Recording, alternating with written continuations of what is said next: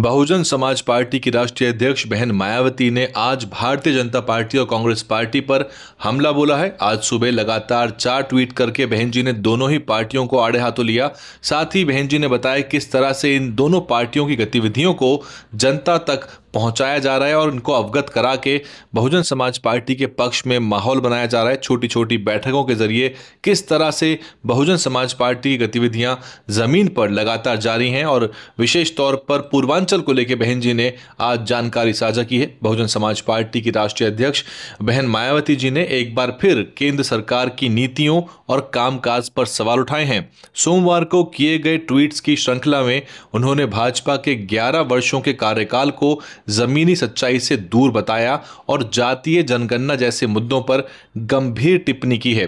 बहन जी ने कहा कि भाजपा ने अपने 11 वर्षों के कार्यकाल में उपलब्धियों के जो दावे किए हैं वे वास्तविकता में जनता की गरीबी, बेरोजगारी और दुख दर्द को दूर करने में कितने कारगर रहे, इसका फैसला जनता उचित समय पर खुद करेगी। तो सीधे तौर पे बहन जी ने भारतीय जनता पार्टी को एक तरह से ललकार दिया है और कहा है कि जनता खुद सही समय पर भाजपा को जवाब देगी।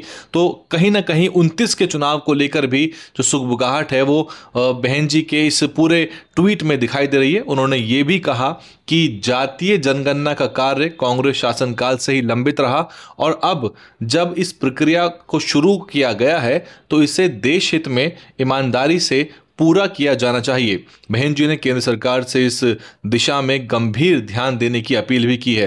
तो इस पूरे ट्वीट में बहन जी ने कांग्रेस पार्टी को भी आड़े हाथों में लिया, क्योंकि कांग्रेस पार्टी कार्यकाल से ही ये पूरा का पूरा महत्वपूर्ण मुद्दा लंबित था और अब कांग्रेस इस मुद्दे को जोर शोर से उठा रही है, जबकि खुद जब कांग्रेस की सरकार नहीं तब जातीय जनगणना को लेकर कांग्रेस ने लगातार उदासीनता दिखाई है।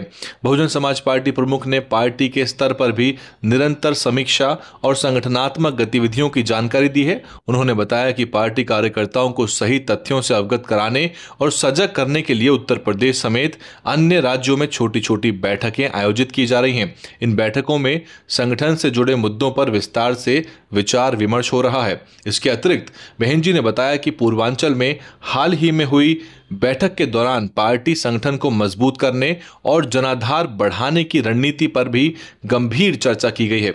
साथ ही बिहार में आगामी विधानसभा चुनाव को ध्यान में रखते हुए पार्टी की तैयारियां भी जारी हैं ताकि बेहतर परिणाम हासिल किए जा सकें। तो आज की इन चारों ट्वीट में बहन जी ने बहुत सारे विषयों के ऊपर बहुत गंभीर बातें रखी। साथ ही पूर्वांचल में चल रही गतिविधियों का उल्लेख किया और बिहार चुनाव को लेकर उन्होंने अपना रुख साफ कर दिया है कि बिहार में बहुजन समाज पार्टी सभी 243 विधानसभा सीटों पर अपने बूते चुनाव लड़ेगी और किसी भी गठबंधन की वहां संभावना फिलहाल नजर नहीं आती। तो ये थी आज की बहन जी की बहुत ही महत्वपूर्ण ट्वीट। हालांकि लंबे समय से बहुजन समाज पार्टी की बहुत ज्यादा गतिविधियां अभी देखने को नहीं मिली हैं और आकाश आनंद जो कि पार्टी में शामिल हुए थे उसके बाद से ही कोई बड़ी खबर बसपा की तरफ से निकल के नहीं आई है। बहुत बड़ी गतिविधियां नहीं देखने को मिल रही हैं। हालांकि बीच बीच में महत्वपूर्ण मुद्दों पर ट्वीट आते हैं। DNN हिंदी को सब्सक्राइब करने के लिए दबाएं लाल रंग का सब्सक्राइब बटन और घंटी का बटन दबाकर ऑल नोटिफिकेशन पर क्लिक करें।